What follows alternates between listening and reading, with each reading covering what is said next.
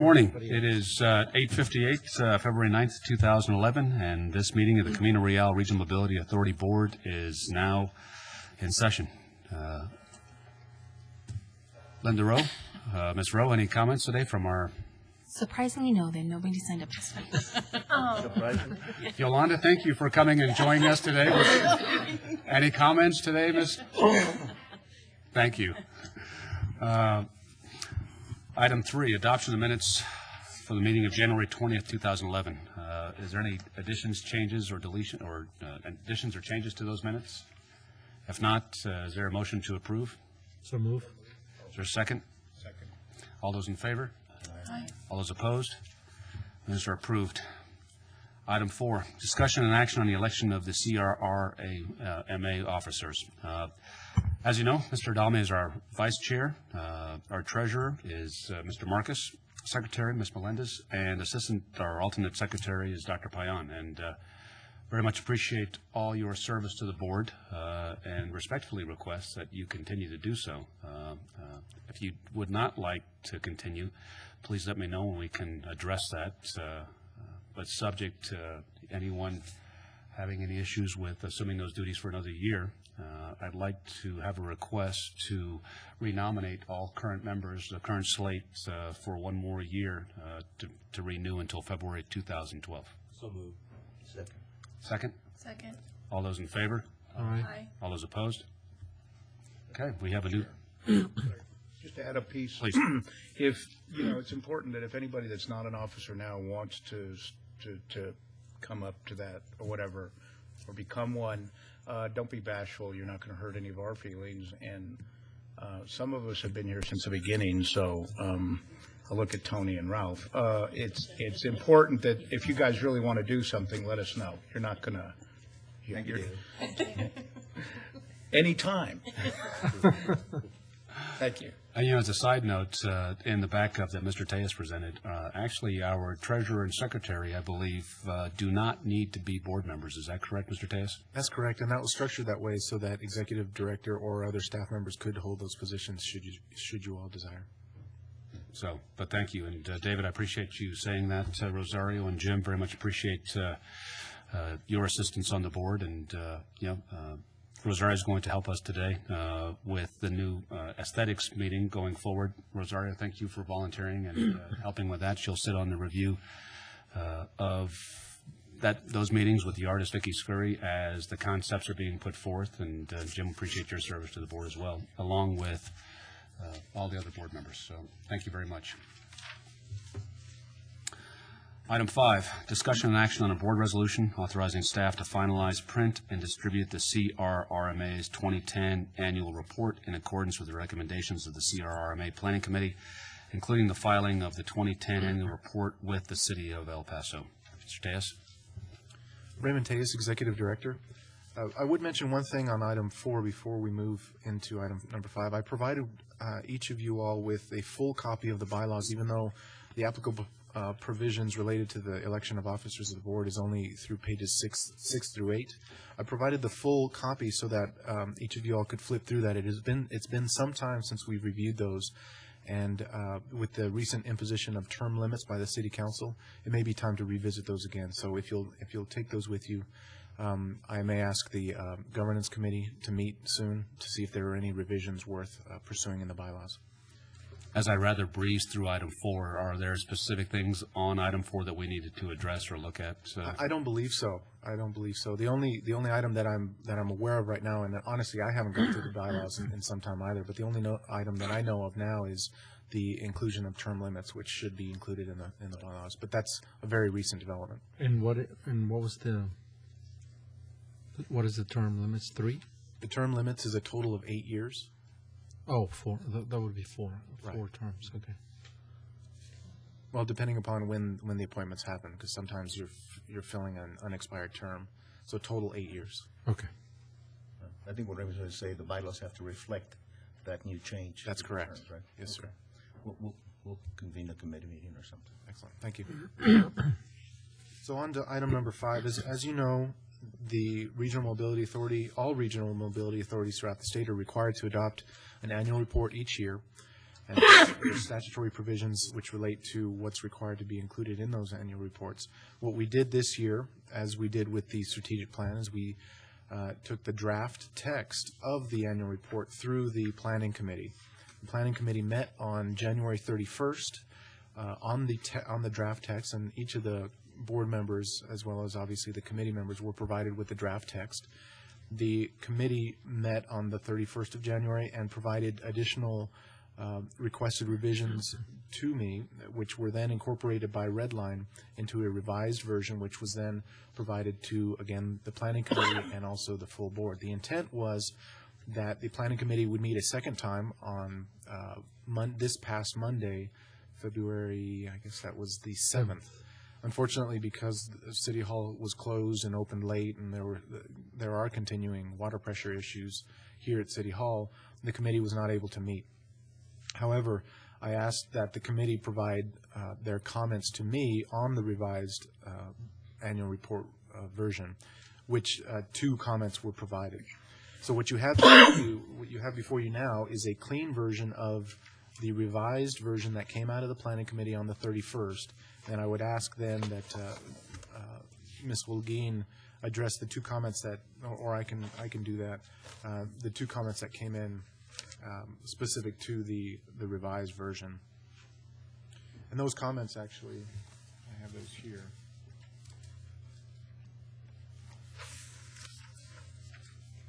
There was a question on page 2 of the annual report relating to the, and it's actually the inside page where there's the table. The title is Camino Real Regional Mobility Authority 2010 program at a glance. The question was, should that be 2011? And actually, I think it should be 2010, because what we're doing here is adopting a report with regard to what happened in the prior year. So I think that should remain. And then the next item was on page 12, which is the title is Looking Ahead to 2011, Thinking Regionally. And this one, actually, I'd ask Ms. Wilgeen to speak a little bit about. I think you're asking to add a potential project?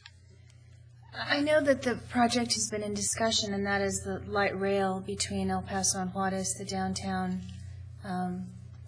downtown mobility issues between the 2 international communities, and also the tramways, the historic tramways. I know that that's been on the table and in discussion in committees outside of the RMA, but I don't know if we wanted to add it as something, especially since we're having this regional approach, starting with this year's plan, and then certainly the focus will be more extensive in next year's plan. So just that comment.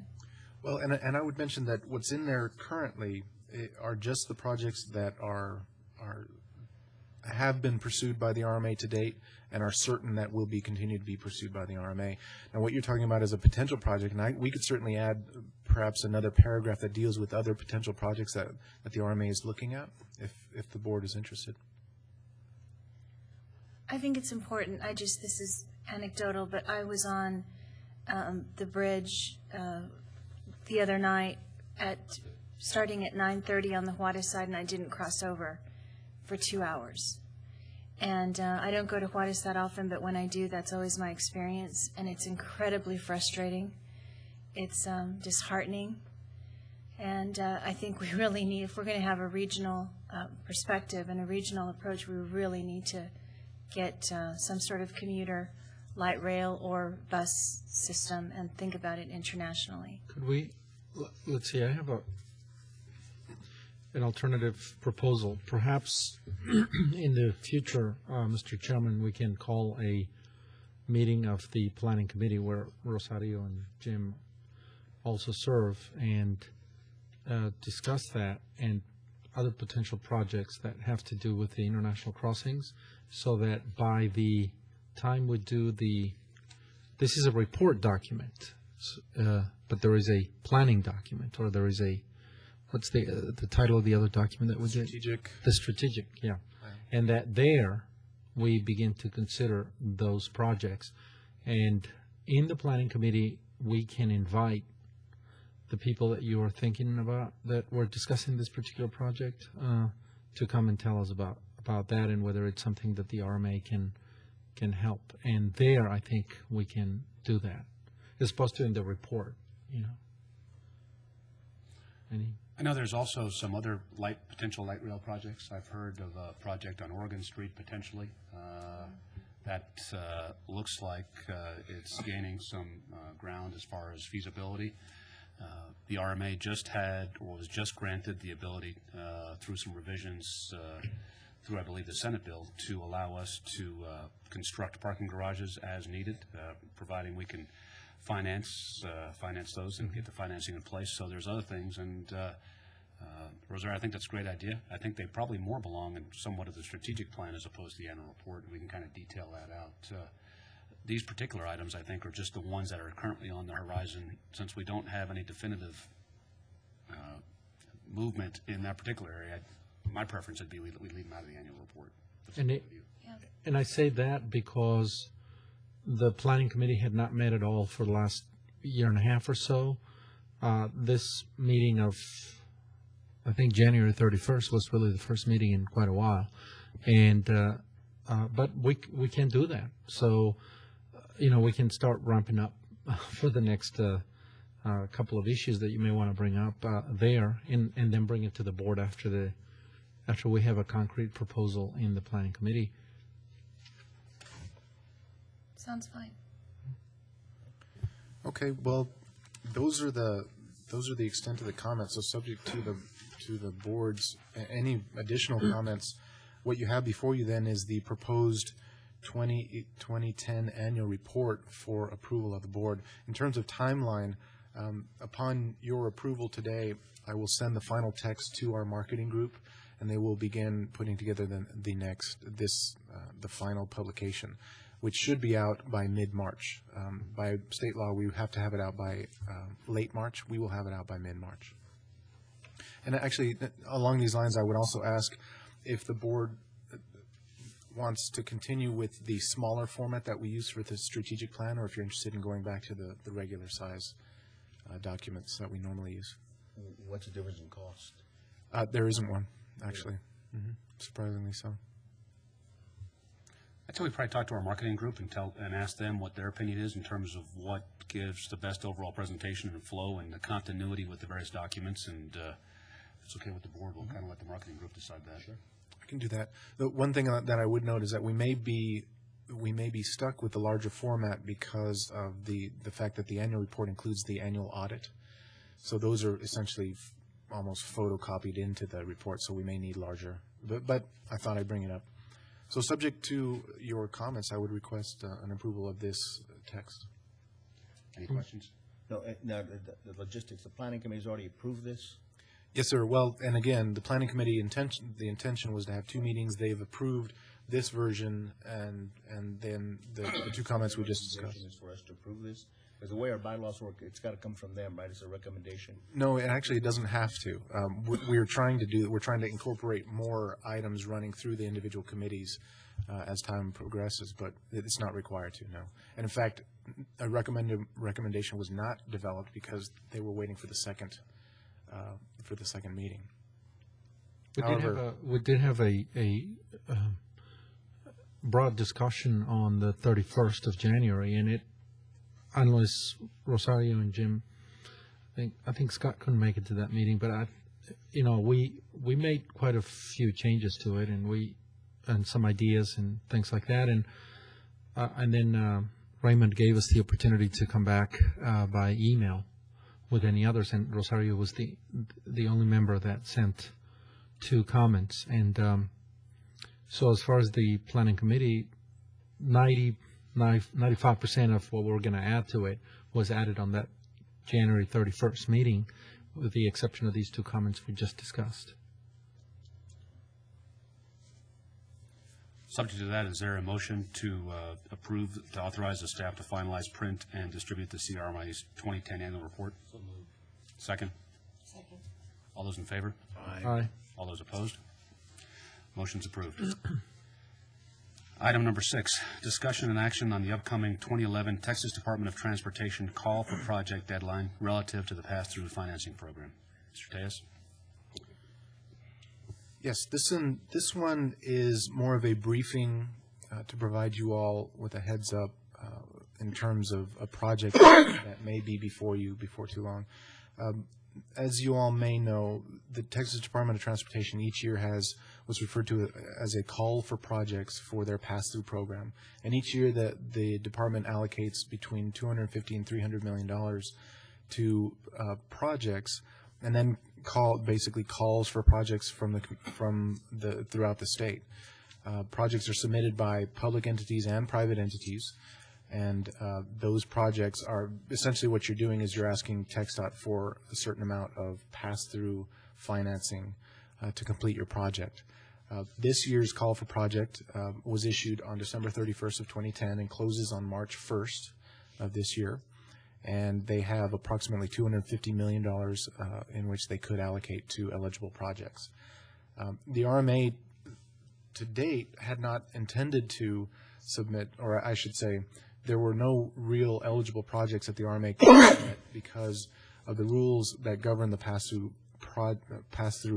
program, which states that pass-through funding can only be used for construction dollars, which means that any entity submitting must come up with design dollars, must come up with procurement dollars, must come up with all the other resources required to submit a project. As the RMA doesn't have additional funding sources, we were essentially excluded. However, we've been approached recently by a development group that's interested in pursuing a potential project, and we are currently in discussions with them. What I want to do is brief you on the potential project, so that if in fact we are able to negotiate some agreeable terms, I will be back before you before the end of this month with a special meeting asking for authorization to submit a pass-through toll financing application. So what we're really talking about is a development, and in fact we have the representative from the developer here as well, Ms. Hiner, should you have any specific questions of her.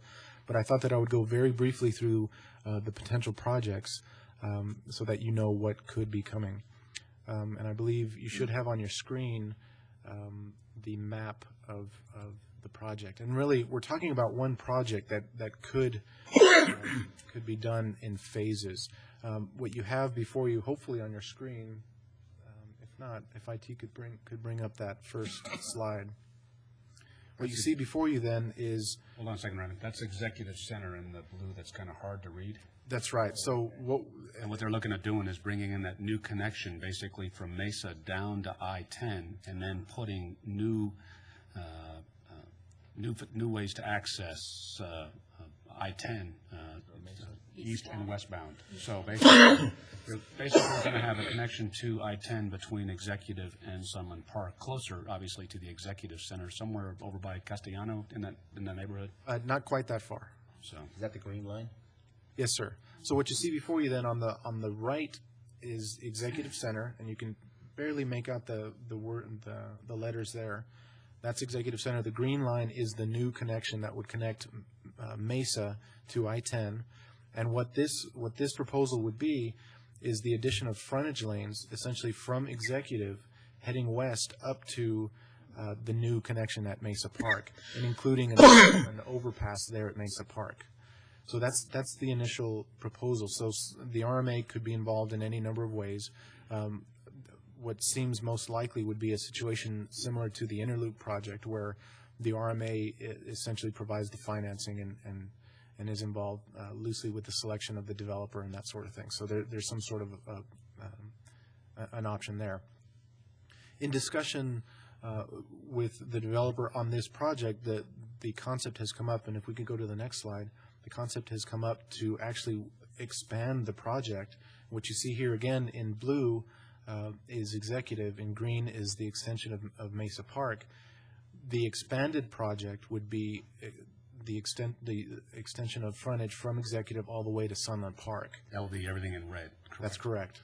And in fact, if you'll notice, Mesa Park, when it hits I-10, would then actually follow through all the way down to Paisano as well. So that's an expanded project that we're looking to see if it's feasible, if it's something that actually could be completed within this call for projects of the pass-through program. The exciting thing would be that it would give us frontage road on I-10 on both sides between Sunland Park and executive, and it looks like, I didn't realize this, but maybe a little further beyond, and it would tie in kind of with everything that we're looking at doing with the Southern Relief Route. So this is an ideal project for us to be looking at, and, just in terms of what it can do for development on that part of town and the ability to get on and off the freeway, because as we all know, if there's a problem on that part of the freeway, you're not moving.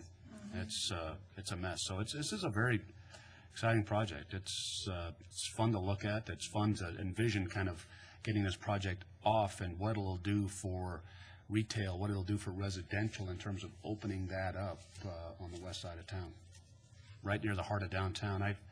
I've looked a little bit at the Dover Coal study that has looked at the various land, and there's just tremendous options with the amount of land that's over there from the previous Asarco land, and it's just, it's exciting. So with that, the representatives from the developer here, Ms. Hiner, if you could come up, if there's anything you'd like to share, or if the board has any questions of the developer. Obviously, this is very early in the game, and it's moving very quickly, so Ms. Hiner. Yes. Good morning. My name is Yolanda Hiner. I'm here on behalf of Geltmore Inc., who is the developer for the project that we know as Minor Village. Mr. Diaz, do you happen to have the site plan that I happen to email you on the system? Okay, well, I actually brought it. I don't know if there's a way to put it on the Elmo, if you can help me with that. I don't want to take up a lot of your time, but as Mr. Diaz told you, this is moving very quickly. We actually became aware of the pass-through toll proposal call about 2 weeks ago, so we have been working very quickly to try to meet with Mr. Diaz and try to put this project together. But just to give you a little bit of information about the specific project for Minor Village, this is an incredible opportunity for our community. Just as Mr. Chair indicated, there's about 1,000 acres in this core area of the city that has been undeveloped for all of this time because of due to lack of access. And this particular project is 200 acres that is being proposed and been designed in conjunction with the city of El Paso to be the first smart code development. It's going to have a real urban feel, and through 2 different charrettes with the city of El Paso has resulted in what you see here, really focusing on a lot of green space, a lot of open space to allow people to come into the area and really spend, whether you live in El Paso or you're visiting, this is going to be the show place where you want to spend time.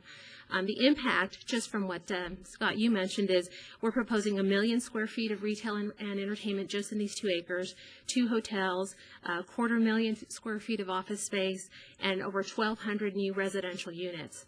From an economic impact, just alone from these 2 acres, not taking into account for the potential that this project would open up the other areas, we're estimating over a 30-year period that it would be $200 million in sales and property tax revenue to the city, over $100 million to the county, and over $700 million to the state of Texas by way of the sales tax that are being projected over the time period of 30 years. So we do have a lot of work to do. This is one phase of a larger project that really allows the core of this community to be opened up in a new way, in a new form. So we're very excited about it, and may very well be asking you for a special meeting to come back once we've been able to work through the details of what can be done in a very short window. We do have an application deadline of March 1st, but we're going to do everything we can with this board and with Mr. Diaz to try to get this project in. So if you have any questions, I'm happy to answer those.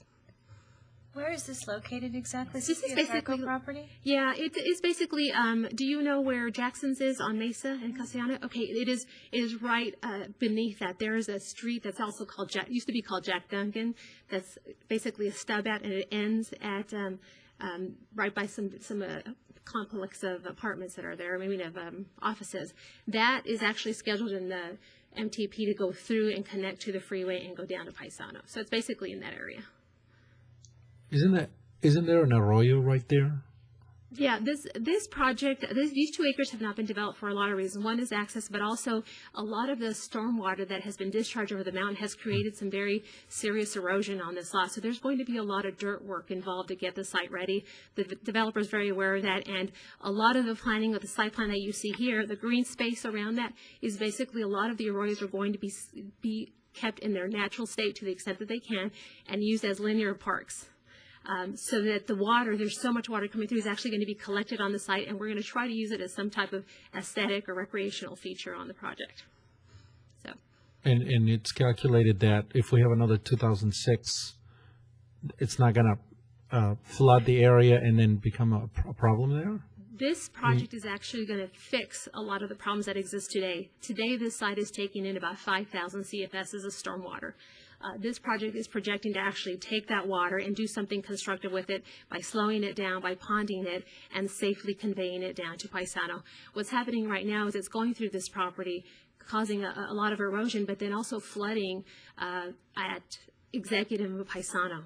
It's one of the things that we had of the storms that we had is that area is severely flooded. So this project provides the opportunity, and we are coordinating with the stormwater utility to design ponds and ways to slow down the water and really use it in a mechanism that's going to be a positive attribute. You know, we see around town concrete ponds where the water sits there. This is a new design that's going to be more in line with usable green space. I like to make sure that the stormwater utility, you know, is on board with this, and that they can project what's the maximum amount of water that has ever circulated through that area down the mountain and into the river.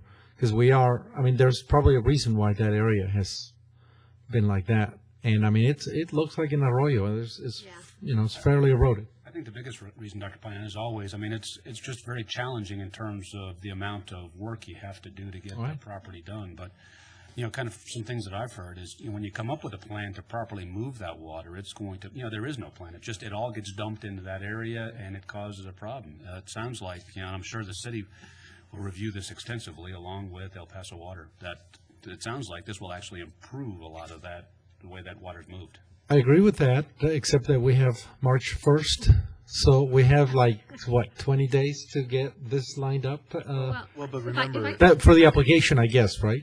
Well, let me explain a little bit. We actually approached the city about 6 years ago, so we have been in very serious discussions with all departments, at least for the last 18 months to 2 years, with regard to this particular phase of the project. So on stormwater utility, our engineers have met with the stormwater engineers over the last few months, and they have viewed the design. The design is actually also anticipating some small park pond facilities above this property. So it is a design that is going to incorporate the entire area and really fix what you're talking about. This property alone can't fix it, but it's a big part of the fix.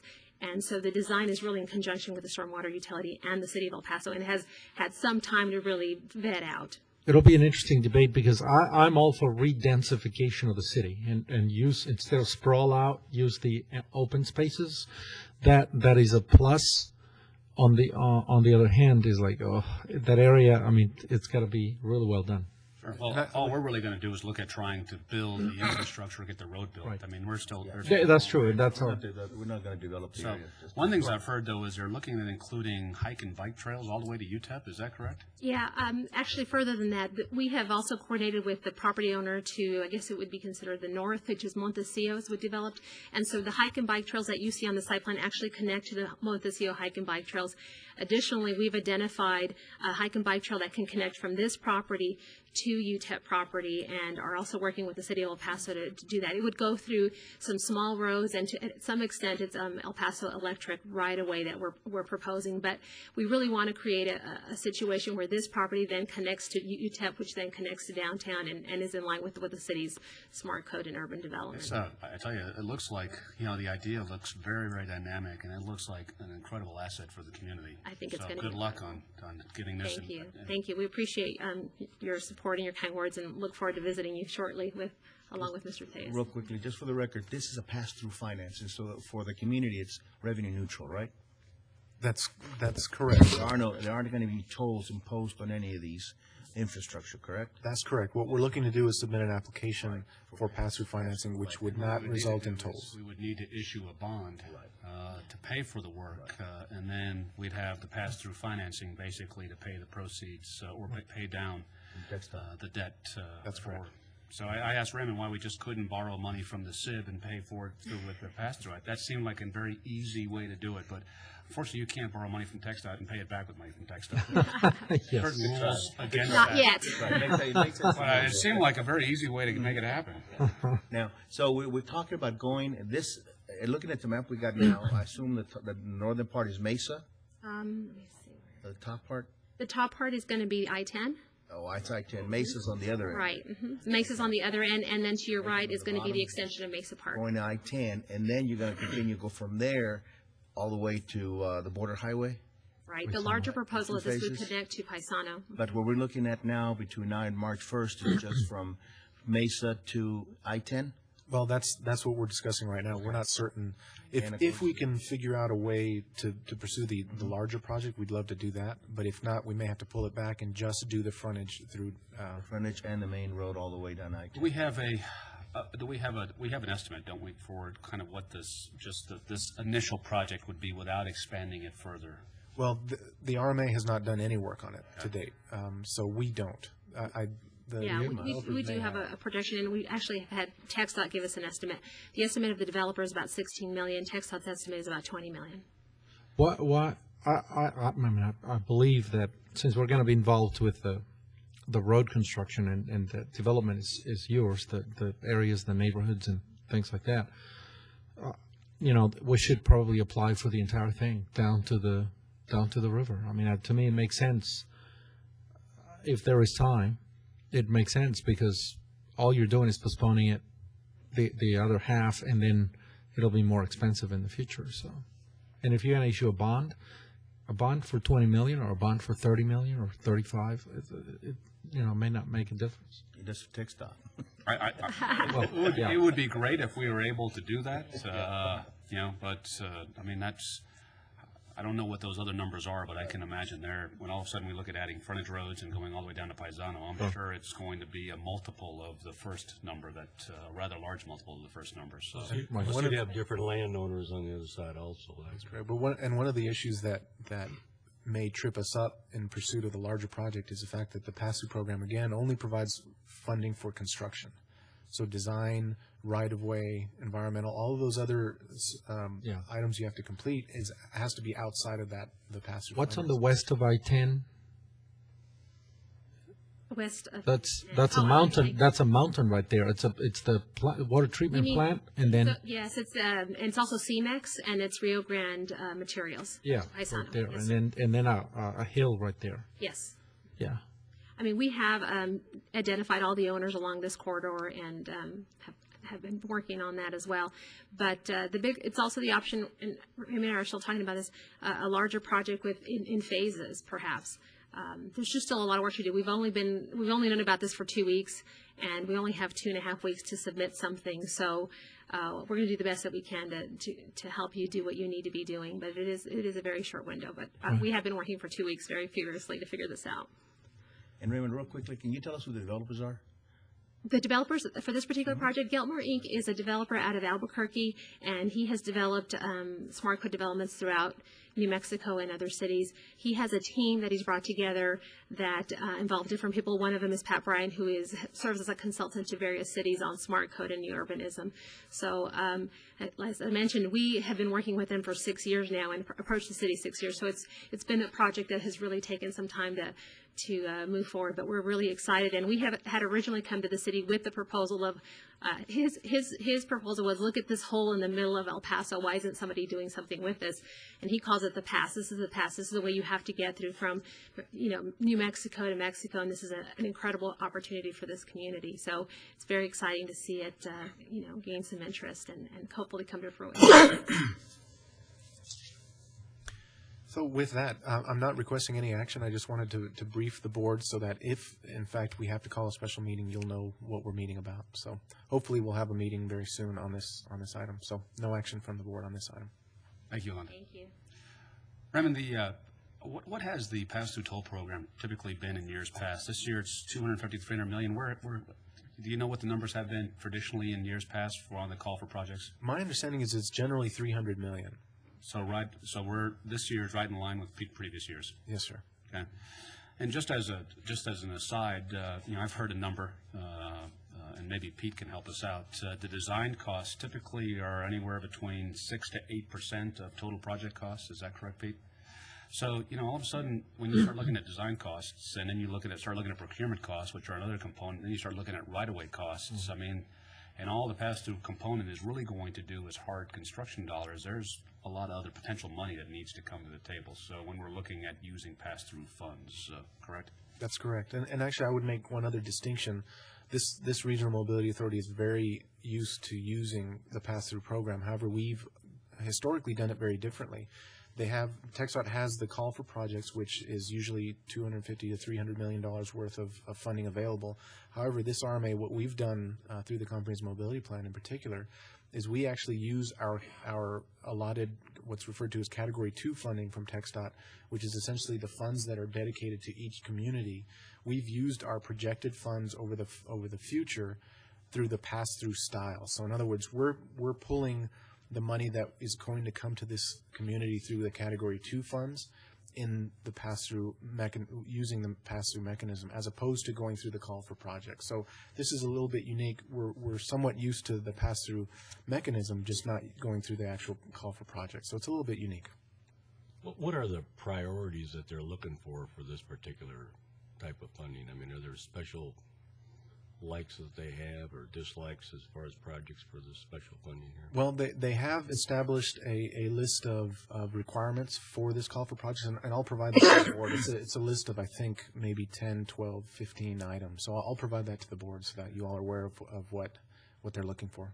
Raymond, TxDOT also on the TxDOT page has kind of a PDF on the pass-through toll projects. Yes, sir. Maybe I can send you the link, or perhaps you can find it and maybe just send that out in a link. So if anybody has a question, they could go right to that TxDOT paper on the pass-through toll program. Absolutely, it's a very helpful site, and they actually on that site they include the guidelines for the project. They include the statutes that govern it. They include the actual call for projects and that list of documents that I mentioned, a list of requirements as well. You wouldn't mind maybe sending it out to Absolutely. us? That would be helpful. I'll do that.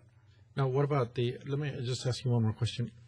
Scott mentioned, the chair mentioned that 8%, if it is a $20 million project, that's about $1.6 million that would also have to come in for design and procurement and the other items.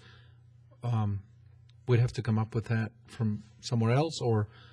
I think that's probably something that the developer is going to look at, and we'll have to kind of negotiate all that, but Right. And figure out how we're going to handle it. Yolanda? I just wanted to answer that question. The developer has identified about $14 million of either construction costs that he's doing, dedication of right-of-way that could be used for a local match. So with regard to the first phase, we think we're okay with the local match and the design cost on that from the developer's perspective. We've also been working with the City of El Paso on a potential 380 agreement. It's getting a little complicated, but that component, at least for the first phase, I think we're going to be okay on. What we will have to do is, we'll basically have to put the project out for bid. So Right. depending on how it's set up and what the developer is going to bring to the table, when the project goes out to bid, and we'll figure out if it's going to be a design bid build or a design build, or however that's going to work, whether, we have PBS&J do the design, or we ask somebody else to do the design and bid and build all at the same time. So there's still a lot of questions to answer. First thing, I guess, is to kind of get our ducks in a row and get the application for the pass-through toll financing project together. So. Right. Yes, sir. That's all I have on this item. All right. Item 7, discussion and action on the Executive Director's Report A, the 2030 Committee Update. This item is also in the vein of a briefing. What you have in your backup are two pages printed actually from the 2030 Committee website. And what I thought I'd do is just share those with you to give you some background on the 2030 Committee. We have, as I believe I've mentioned in prior board meetings, Mr. Marcus is actually a member of the 2030 Committee, and I thought that the 2030 Committee has a report coming out here very, very soon. So what I thought we'd do is have Mr. Marcus explain for the board and also for the benefit of the public what the 2030 Committee is, what they're looking at, and then when the report comes out, I'll ask him to give us a more full briefing on the report itself. So, Mr. Marcus. Thank you. Fairly quickly, I'm going to just give you a background. In 2008, the Transportation Commission Chair, Deidre DeLisi, appointed 12 members to the original 2030 Committee. And the charge of the committee was to provide an independent, authoritative assessment of the state's transportation needs over a 20-year period from 2010 to 2030, i.e. the name 2030. We issued our report in February of 2009, 2 years ago, and it's actually available on our website. And it's the website, if you're interested, I can email it to you, but I can also give it to you. It's texas2030committee.tamu.edu. It's a little complicated. That's so we want to limit it to people other than Ralph that can find it. Thank you. But we issued our report in 2009, and we presented it to the Transportation Commission, and there was a lot of money involved. Our report talked about what the needs for the state would be over the next 20 years, relative levels of congestion that we expected to see, and what we needed to do to keep the state economically competitive with other peer states. In other words, Texas right now is considered one of the top states in the union in terms of how the quality of its roads and the level of congestion. People are moving here because they want to live in a community that they can drive in, move in, and not be hassled by intense levels of congestion that cost companies money, that cost individuals money, that cost people money and time. And we've actually been able to break down the research in the number of hours, what it costs per family. It's amazing how we've been able to drill down the cost and figure out what congestion costs people. We realize that different parts of the state have different congestion levels and different needs. So it really was fascinating for me to sit on this committee because I'm the only West Texas representative there. And I think that everything that happened on the committee, if it included West Texas, it was an afterthought. And I think that's pervasive in everything that goes on in Austin. And so if I can leave anybody with any thought today is get more involved at the state level, make your presence, excuse me, I'm getting over this cough, make your presence known in Austin, and don't hesitate to stand up and fight for West Texas. We had a series of committee hearings around the state. Originally, the 2030 committee was scheduled to have 4 hearings: Austin, Dallas, Houston, and San Antonio. So I stood up innocently and asked, well, what about the rest of Texas? And they said, well, that pretty much covers all of Texas. And I was a little bit of a thorn in their side, and eventually they agreed to hold a committee hearing here. And of course, once we did that, we also had to have one in Amarillo. We had to have one in the Valley. But it's all good because it opened the doors up to input from all over the state, and that's initially what should have been done. In July of 2010, 7 months ago, the chair of the Transportation Commission reconvened the 2030 committee and asked us to develop a forecast for alternative levels of service, which really is alternative levels of congestion around the state. And to put it in other words, how bad will it get if we don't spend the money that you told us to spend in the report 2 years ago? And what are the different levels of congestion for different levels of investment? And that's the report that we're finalizing right now. We presented the draft of that report to the Commission's working committee 2 weeks ago. And we're going to present the final report the last day of March in Austin. And does anybody have any questions? The report that's coming out basically is what kind of congestion problems will we have if we don't spend the money that we need to spend? It's more than that. It's we actually came up with different scenarios. I'm not going to use the terms we use in the report, but basically the scenarios were, okay, this is a little worse than it is today. This is bad. This is worse than bad. This is horrible. And for each of those, we estimated what the investment level should be to keep it at that level. The best scenario that we came up with is very similar to the scenario we came up with in our report 2 years ago. The other scenarios underneath that we're going to come out with represent lesser levels of investment. And this is by region, David? You did by region? We haven't drilled it down by region. And we don't make recommendations as to the type of projects that should be developed around the state. Excuse me. We leave that to the local communities. And we also leave to the local communities the decision of where to spend the money. And it's agreed that Texas right now is not going to have enough money to continue building roads in the future. It's not going to have enough money to maintain the assets it has now. And so we're telling the Transportation Commission how bad that's going to get if they reduce the funding to 4 different levels.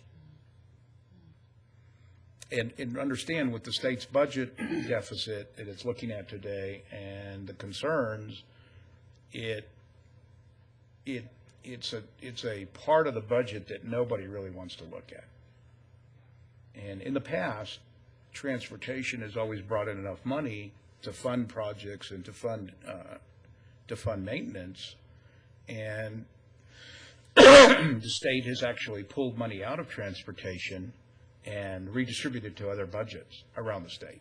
So there's been money that's been taken from transportation, and one of the recommendations we're making is to stop that. I think that's done on a national scale as well. It is. So it's not just on a state scale. So hopefully we can come up with some sort of comprehensive transportation policy on a national scale and strictly for transportation infrastructure. Sounds like we're moving in that direction. We explore different methods of bringing money into the state, too. And we explore gas tax. We explore vehicle registration fees. We explore pay-as-you-go driving, toll roads. We explore all of that. We estimate what the dollars are that it will bring in. We have had some very extensive research on this. As an example, gas tax, many people have always thought just raise the pennies per gallon that we pay, and that'll solve all of our ills. And that's really not true at all. In fact, gas tax is if we double the amount of gas tax that we collect today, the dollars will actually be bringing in 10 and 15 and 20 years will be less, because the average fleet miles of the state vehicles, both trucks and personal cars, is going way up. It's going up as we speak. People are going to start buying all electric cars. They're buying hybrids. 18-wheeler trucks are getting more and more efficient. Right now, I think it's 18 miles per gallon as an average, and it's expected to rise to between 38 and 42 miles per gallon in 2030. And so with that, the number of gallons people are going to buy are far, far less. So the price per gallon is going to go, the amount of gas tax we collect is going to go way down. In addition to that, we know that as the economy improves, crude oil prices are probably going to skyrocket. And some of us believe that the price of gas, it will not be unheard of to see $6 and $7 per gallon gasoline prices in the next 10 years. And when that happens, one of the communities that's going to get hurt the worst is ours, because we have no alternative forms of transportation. Right. So. Do we know what investments have been made since the 2009 report? Do we know what level? What investments have been made? Since now you're looking at, if we don't make certain investments, what is the congestion going to be? What investments have been made since the initial? Since the initial report, it's been the same. This year will be the big change, so to speak. This is the year when the Texas state budget is going to see major changes, I believe. Mm-hmm. We can't make money we can't print money in Texas just like the federal government can. We can't. So they're actually going to have to make it work. And I don't know what it's going to be. But as a segue to what you were talking about earlier on light rail,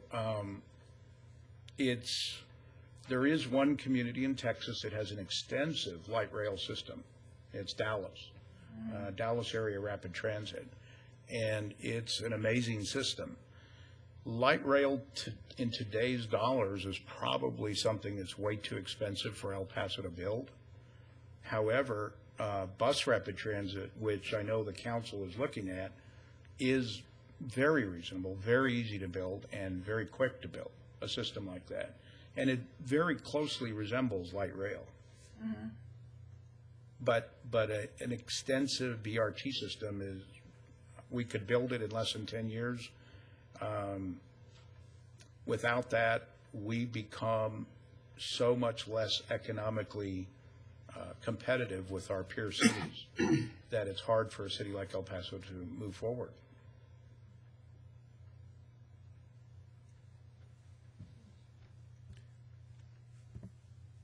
Thank you, Mr. Marcus. So again, the intent of this was to brief you all with regard to what the 2030 committee is, what it's been doing, and when the report comes out, I'll ask Mr. Marcus to come back and brief us on the report findings. So thank you again. Can you give us something a little more upbeat next time?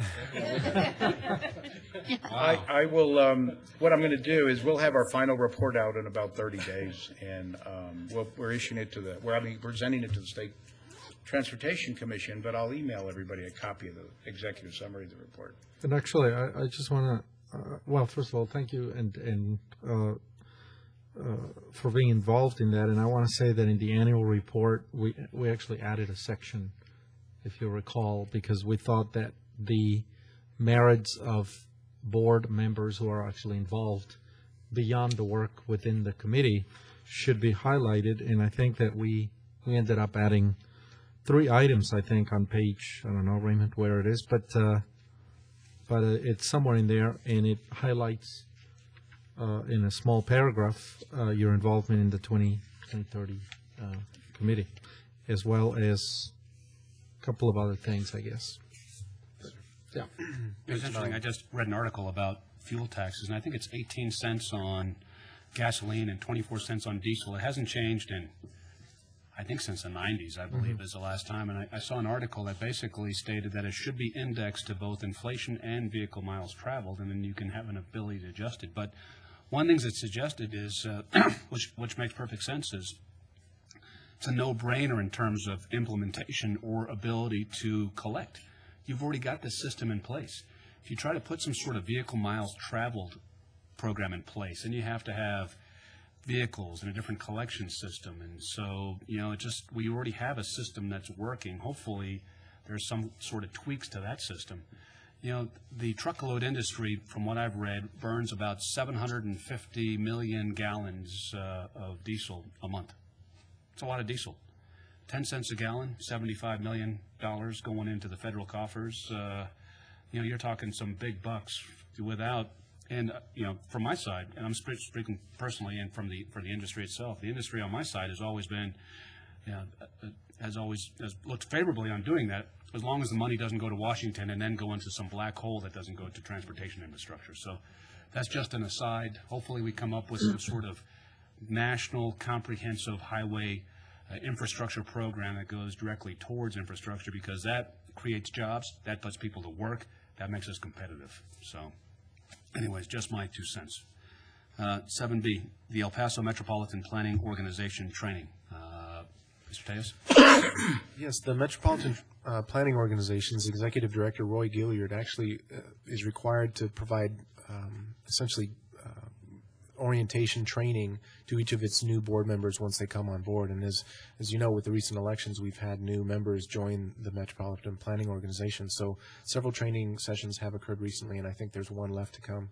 I spoke with Roy about offering that training to the board here as well, and he's certainly willing and interested in doing so. So after this meeting or by email or however you'd like, let me know if you're interested in going through the training. I think it'd be really useful for you. It would help to provide additional understanding on how the transportation planning process works in general, but also specifically here in El Paso, and how the various planning documents operate and are all linked. So I think that would be useful for you. So let me know if you're interested, and we can set some training up with Mr. Gilliard. Mr. Gilliard's actually here. Roy, anything to add? Anything to add? Didn't mean to put you on the spot. That's all right. Frequently on the spot, so it's right at home for me. No, Raymond did his usual eloquent job of explaining the purpose of this training, actually orientation. And so It takes about anywhere from an hour to possibly 2 hours, because we're talking about regional issues and not project-specific issues. And so when you look at the El Paso region, which is 1,100 square miles in size, covering 2 states, I'm trying to give you just a snapshot view at the 50,000-foot level of how these projects wind up going before the RMA or before City Council or even to my policy board. So we're going to start at the very bottom and take you all the way through the process in detail, and it is a process. That's what we deal with. We deal with processes. And so it can get complicated. We speak a different language. MTPs and UPWPs and CMPs, 2008 CMP.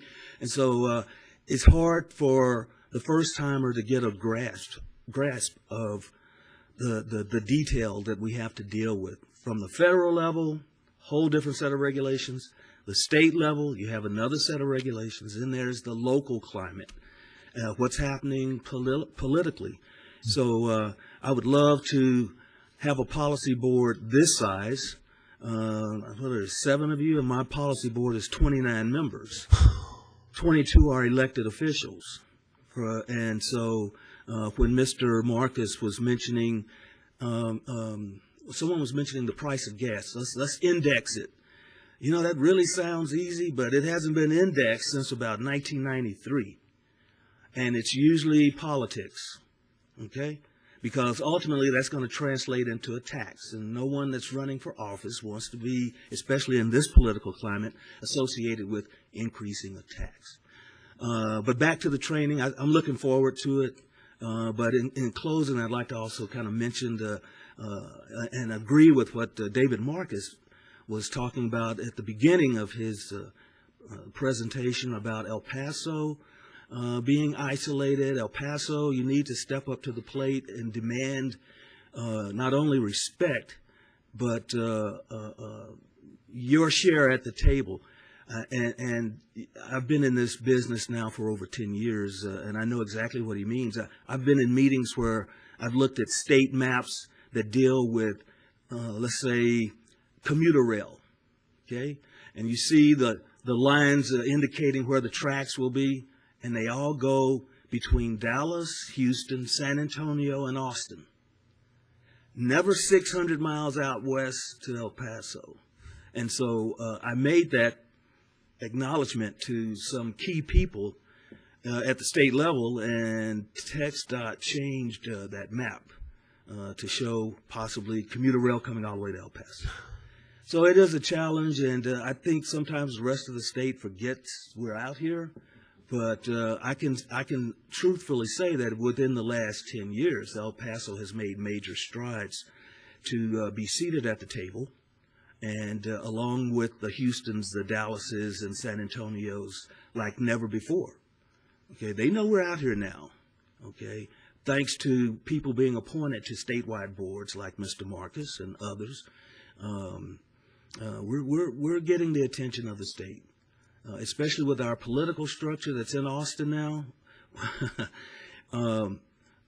Instead of me having to make calls to Austin, Austin is calling me, okay, about transportation issues. It used to be just the reverse. In fact, I used to be afraid to call Austin headquarters for information. Or you didn't go through the right process.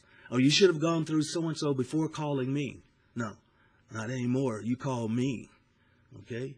And that's a big step, and I'm sure that's true for other people in the system as well, probably Raymond as well.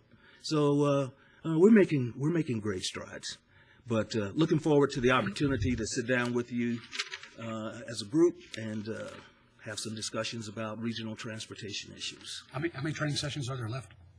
Or how One. few? There's one left? One policy board member, yeah. Do we have any quorum issues if we attend that? Yes, we would. But Mr. Gilliard has offered to have individual training sessions with smaller groups. Okay. Oh, okay. We're trying to break it up so you all won't have to post your meeting that you're having with me. So you And won't I'll have a work with quorum. Mr. Gilliard. It sounds like maybe there's interest across the board. If so, then I'll work with Mr. Gilliard on setting up those I'm dates. interested, I can tell you that now. I'd like to attend. Yeah, there's enough to. Mr. Gilliard, you gave us 2 years ago, I think, 3 years ago, you gave us a list of all the acronyms, which you do have a lot of acronyms. It would help, I think, if the rest of this, if we at least had that as well as the training, but Yes. just to refer back we'll, to. We'll include that. That'd be Sure. great. Thank you. Thank you, Mr. Gilliard. I appreciate it. So subject to the questions of the board, that's all that I have for you. Any other questions? If not, is there a motion that we close this So meeting? move on the bell. All those in favor? Aye. All those opposed? Meeting at 9:58 PM is closed February 9th, 2011. So adjourned.